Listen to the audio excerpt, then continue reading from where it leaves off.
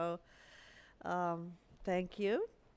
So we're here for our final keynote of the day, and I have the great honor of introducing the Honorable Julie Dabrusin, who's Member of Parliament for Toronto Danforth and Parliamentary Secretary to the Minister of Natural Resources, as well as Parliamentary Secretary to the Minister of Environment and Climate Change. Ms. Dabrusin has previously served as the chair of the Standing Committee on Canadian Heritage and Agenda and Procedure subcommittee of that committee. She's also been a member of many, many other committees, parliamentary associations, and interparliamentary groups. And I'm very, very pleased to tell you that the Honourable MP biked here today. So, thank you.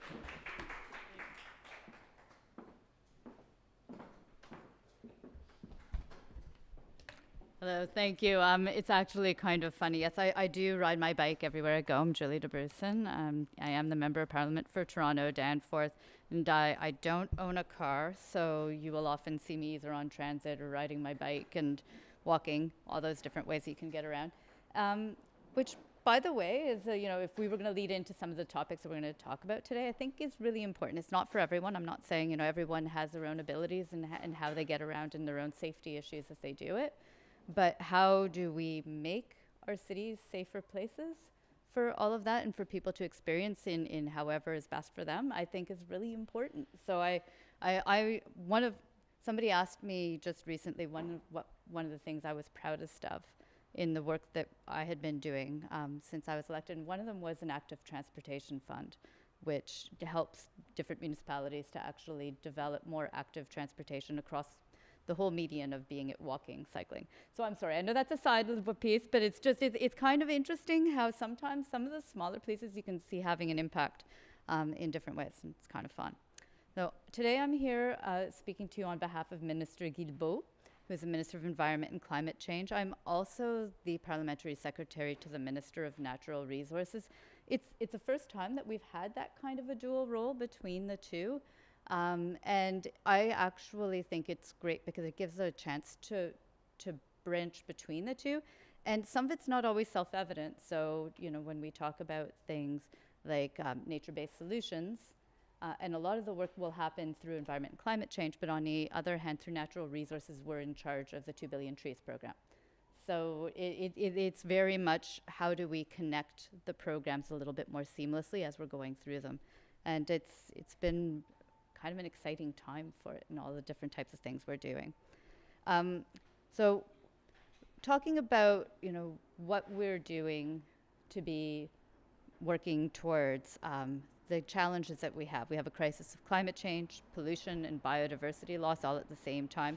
And they're all intricately linked together. And it's something that we've been working on basically since 2015 when we formed government. So we have a goal right now of reducing our emissions by 40 to 45% below 2005 levels by 2030, net zero by 2050. And,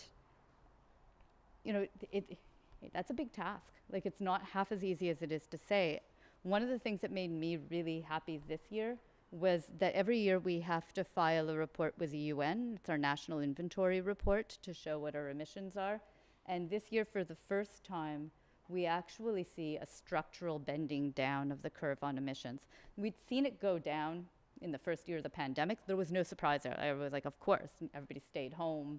We kind of locked down, no air travel, all the rest. So that wasn't surprising. But the fact that we remain below pre-pandemic levels is very hopeful. And what they attributed it to was more structural pieces, like the fact that we have a cleaner electrical grid with getting rid of coal-fired electricity. Not fully there yet, but it's our goal to do that by 2030. So it's nice to finally see that bit of hope. And I only say that because if I was going to speak on my own behalf, like sometimes climate anxiety can be a lot. And so whenever I find those pieces where I can say, okay, I see progress, that actually gives me a bit of the hope to keep pushing on with the work. Now, some of the other parts that I was going to do, I'm skipping along because I'm not going to read to you the speech. So if you don't mind, every now and then I'm just going to kind of skip down and read and see what I'm going to do.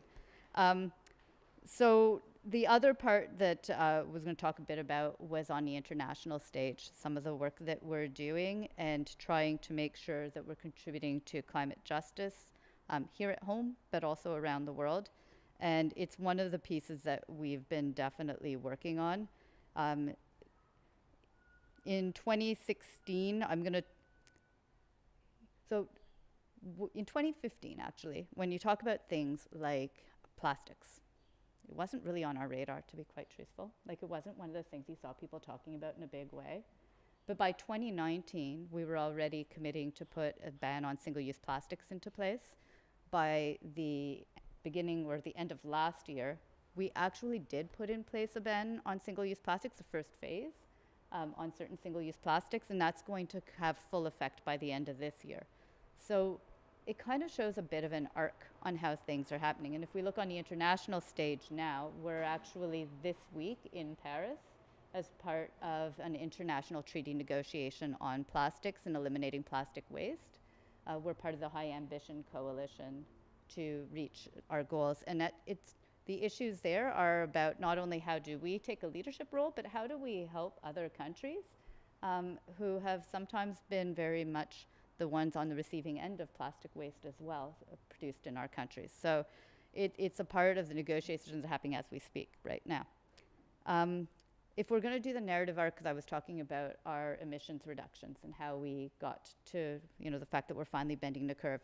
That started in 2016. There was a pan-Canadian framework on clean growth and climate change. And then in 2019, there was carbon pricing that was put in effect. So it's a price on carbon pollution. That's really the backbone to the work that we're doing, is the price on carbon pollution. And I don't think I can emphasize that enough. It drives down carbon emissions, but it's also there to increase innovation and energy efficiency. And we see it even here on campus, here at U of T. U of T is building a geothermal system for its heating and cooling because of the price on carbon pollution and kind of mapping out where it would go.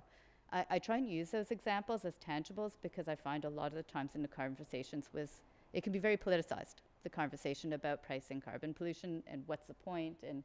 And I think it's really nice to be able to see some tangible solutions like we can right here about how it's changing and it's leading to innovation. I kind of liked if I was going to, I went to U of T Law, so I'm always willing to kind of boost up U of T.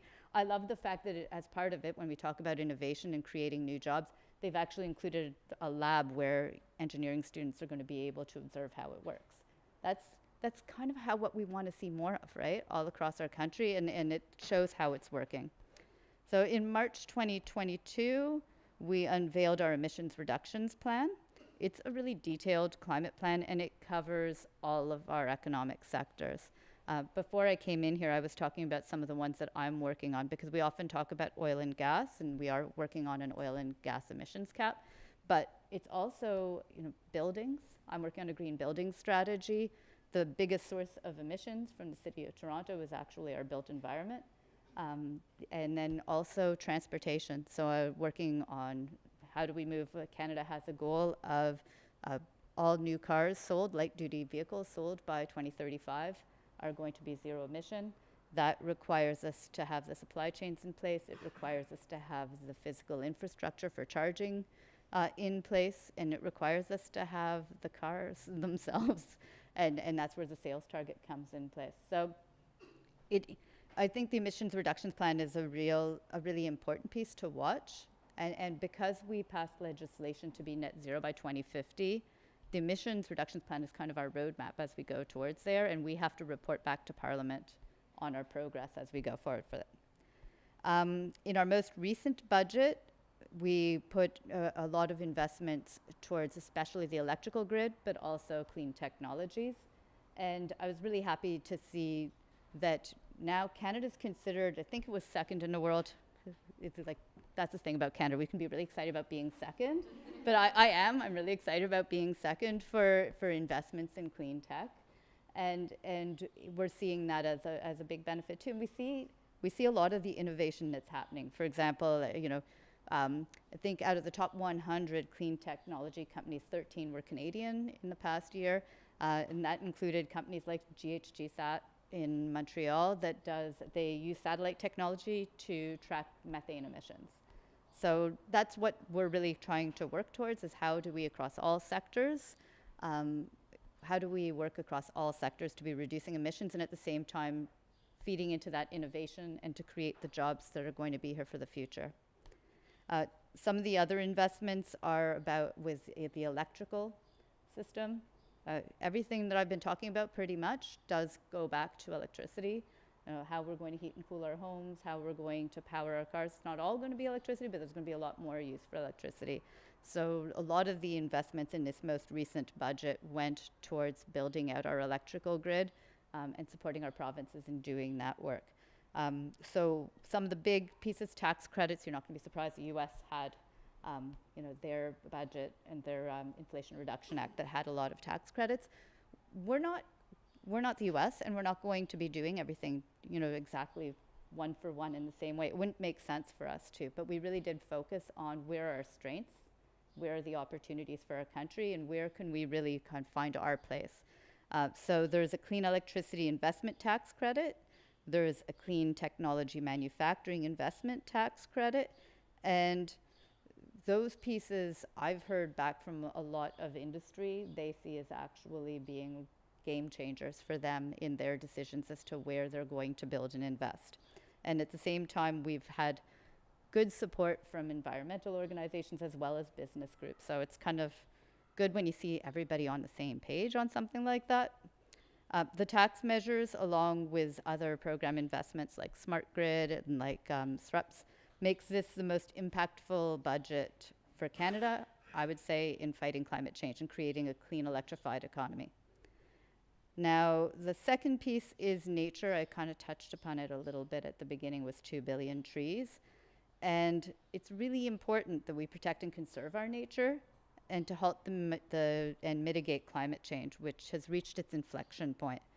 A lot of the investments that we've been doing have also been towards conserving our lands and waters. We have a commitment to conserve 25% of our lands and oceans by 2025 and 30% by 2030. And together with the funding towards the Nature Legacy Initiative, it's part of our, one of the largest pushes on the conservation in Canadian history, if not the largest. And it's pretty exciting to see some of the projects that are happening. I was up in the Timmins area, and there is a project for going towards a national marine conservation area, as well as the PFP. Now I'm sorry in acronyms, but it's protecting the lands up in the James Bay area. They call them the breathing lands and the lungs for our country. And we're working with Indigenous communities on the ground there to actually make that happen.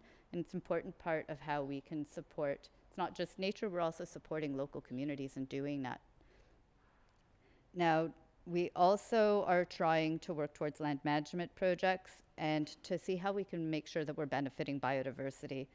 So you will have heard that just last year we hosted COP15 here in Montreal, and it was the largest biodiversity conference of its kind for UN. Kind of exciting that it happened here. It happened a bit at the last minute that it was chosen to be here in Montreal. But Canada, under the Chinese COP15 presidency and other 195 members of the United Nations Convention on Biological Diversity, reached an agreement to safeguard the world's nature. It's called the Kunming Montreal Global Biodiversity Framework, and it aims to safeguard the world's nature, halt and reverse biodiversity loss by 2030, and put nature on a path to recovery by 2050. And part of that is also bridging resources as we do that. I think in a time when we're seeing massive wildfires in our country, we see that we're experiencing day to day here in our country the adverse effects of climate change. It's like the flooding that we saw in the Atlantic provinces with a hurricane last year, be it the fires that we're seeing right now in Alberta. And it's no secret that these effects are actually disproportionately affecting vulnerable communities and countries who find themselves at the front line of the crisis, We were in fact just talking about that a bit earlier today as well, how we have to take into account that the impacts on all of these situations can be disproportionate on certain communities and often the most vulnerable. On an international scale, we're seeing it with some island nations that are facing the threat of the disappearance of the very place that they call home.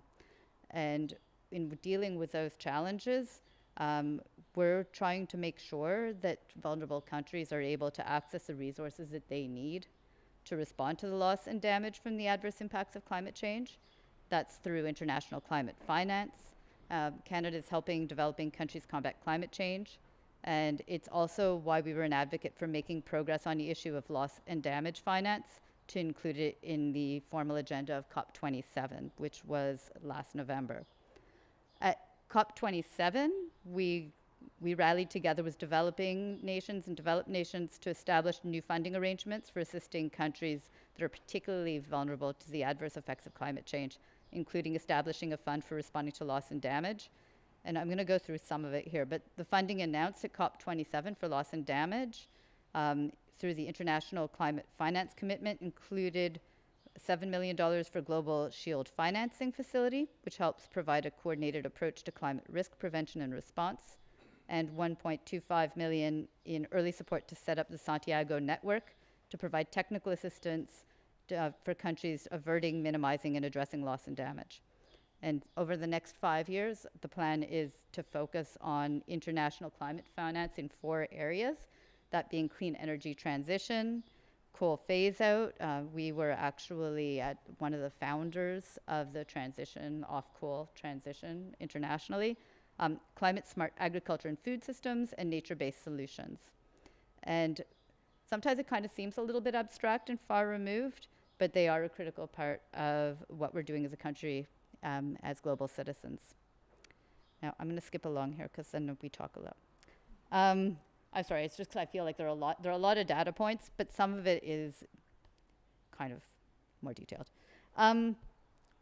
So I talked about what we were doing in James Bay area with the National Marine Conservation Area and the PFP.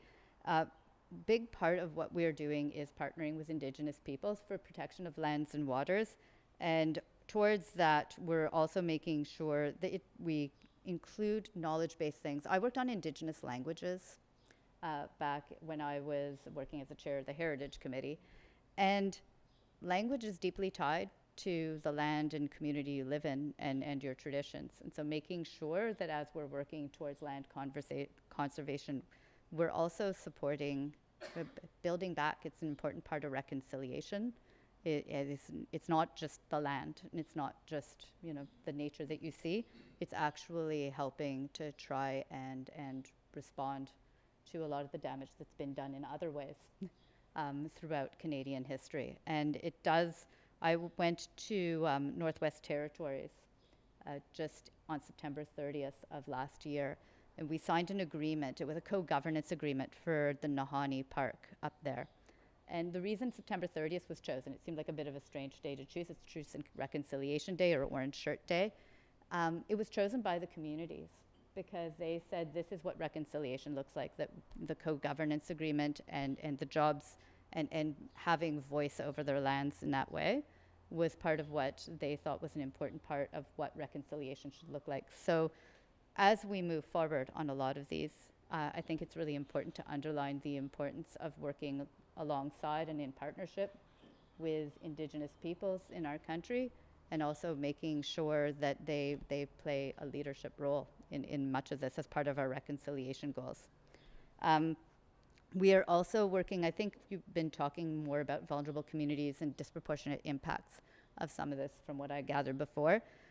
Right now in the House of Commons, there's Bill C-226. It's an act respecting the development of a national strategy to assess, prevent, and address environmental racism and advance environmental justice. It's supported by the government. It's Elizabeth May who is the sponsor this time. In the previous Parliament, we had the same bill. It was started by Lenore Zan, who was an MP from the Atlantic provinces, but then the Parliament ended and the bill did not pass, so it's been brought back. And right now it's in the Senate. And if it passes, it's going to help us develop measures to advance environmental justice and racism. And it's going to be a key part of one of the mandate commitments for the Minister of Environment and Climate Change. Now, if I can tie all of those pieces together, it's to say that when we're talking about the work that we're doing, it's an economic strategy, which I mentioned about innovation and about creating jobs for the future. It is about nature-based solutions and trying to, when we say reverse the damage that's been done to our biodiversity and to our natural resources here in our country. It's also about I always, we talked about bending the curve for so long over the past couple of years when we were talking about COVID, but we're doing the same thing with emissions. Bending that curve and keeping it down, and making sure that as we do it, we're taking into account providing the support needed for the people who are most vulnerable right across our country, so that we take that into account and build it into our strategies, and that it's not an afterthought, but that it be really quite at the center of the work that we're doing. That is the task that we're on. It's not easy, but I'm really happy that you're having these kinds of conversations here, because that feeds into the work that we're doing. And it's very, very much important. If I go back to my plastic story for just 1 second before I end, plastics came up as an issue from Canadians, right? It wasn't something that was driven. If you checked out, the 2015 campaign platform, it wasn't in there. It came from Canadians, and it came from research scientists, including some of the research scientists you have here at U of T, who were loud and said that it was important that we take action. And we heard that and we responded. And that's the way it should work. And so I can't overestimate or overstate enough how important it is that you keep working on these issues and you provide that critical feedback, because that's actually what helps to form the policies. And it's actually how we make sure we're getting things right. So thank you very much for this meeting, and thank you for your work.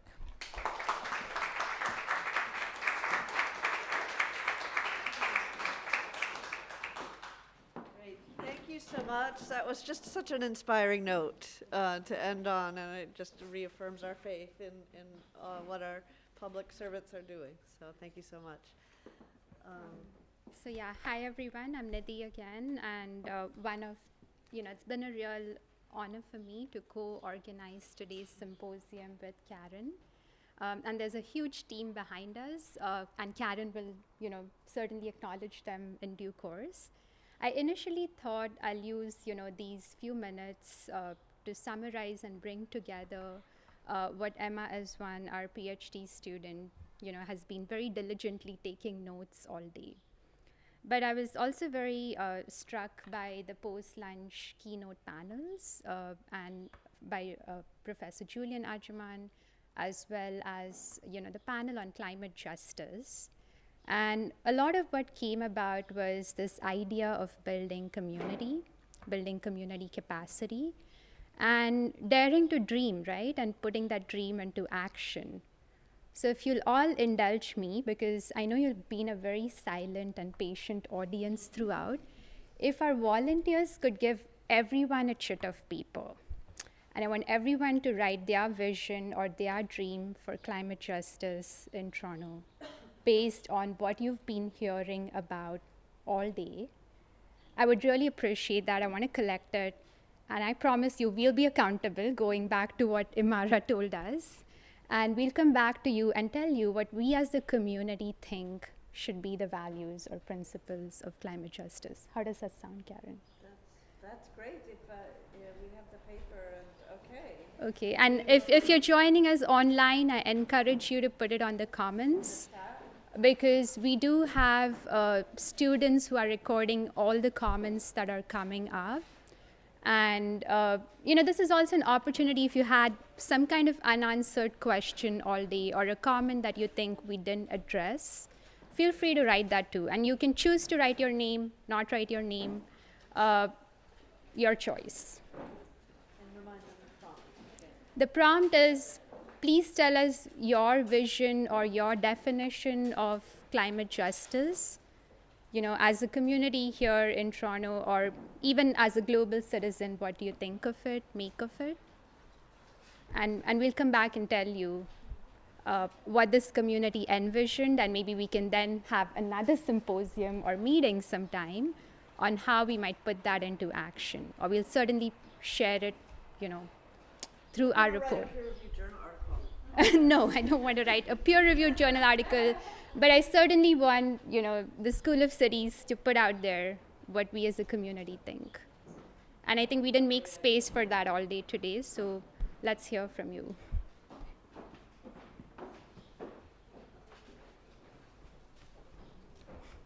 Amira, you should write it too. Does anyone want a pen?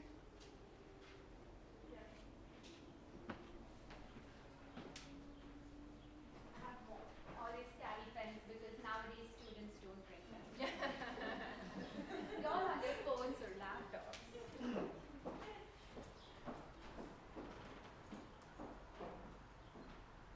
Any more?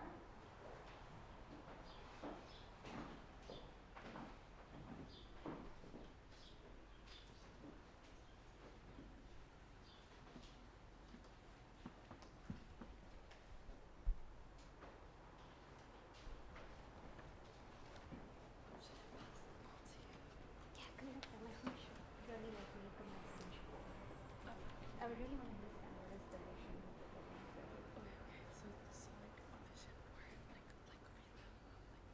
Or type them. You can type them on my report that they're going to share back.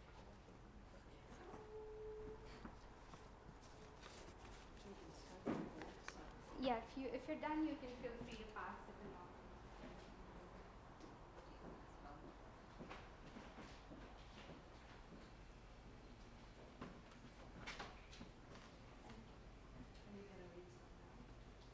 I'm happy to. Should I? Okay, sounds good. We'll wait for a few more to come in.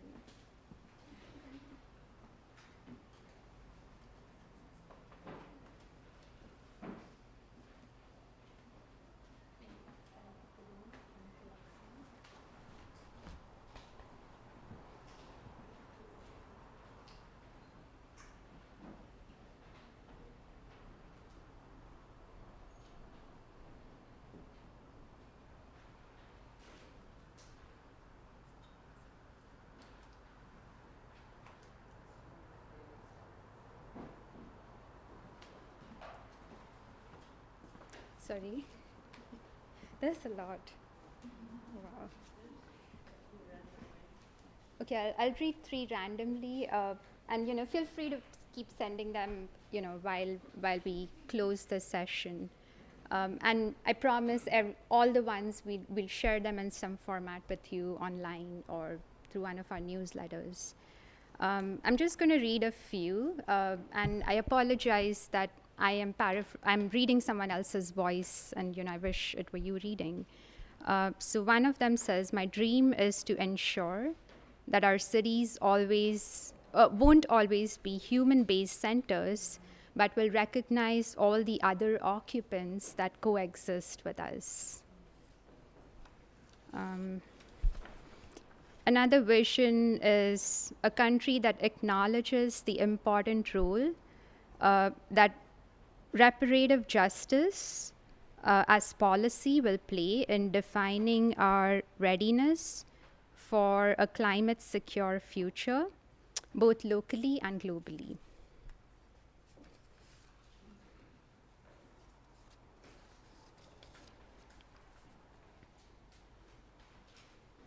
Another says, "Many more homes in many more places connected by public transit and bike lanes." So I want to thank all of you who have been sharing these visions.